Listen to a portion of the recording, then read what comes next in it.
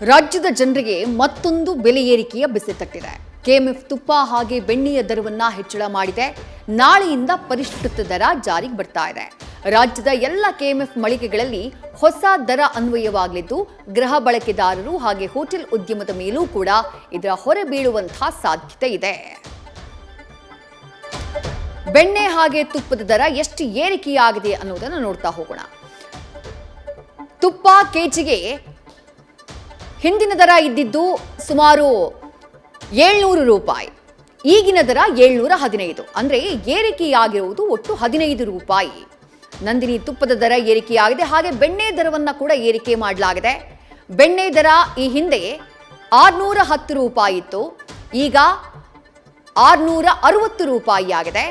ಏರಿಕೆಯಾಗಿರುವುದು ಒಟ್ಟು 50 ರೂಪಾಯಿ. ತುಪ್ಪಕ್ಕೆ 15 ರೂಪಾಯಿ ಕೆಎಂಎಫ್ ಏರಿಕೆ ಮಾಡಿದೆ. ಬೆಣ್ಣೆಗೆ ಒಟ್ಟು 50 ರೂಪಾಯಿಯನ್ನ ಏರಿಕೆ ಮಾಡಿ ಗ್ರಾಹಕರಿಗೆ ಶಾಕ್ ಕೊಟ್ಟಿದೆ. ನ್ಯೂಸ್ ಫಸ್ಟ್ ನಿರ್ಭೀತಿಯಿಂದ ನಿಮ್ಮ ಪರವಾಗಿ.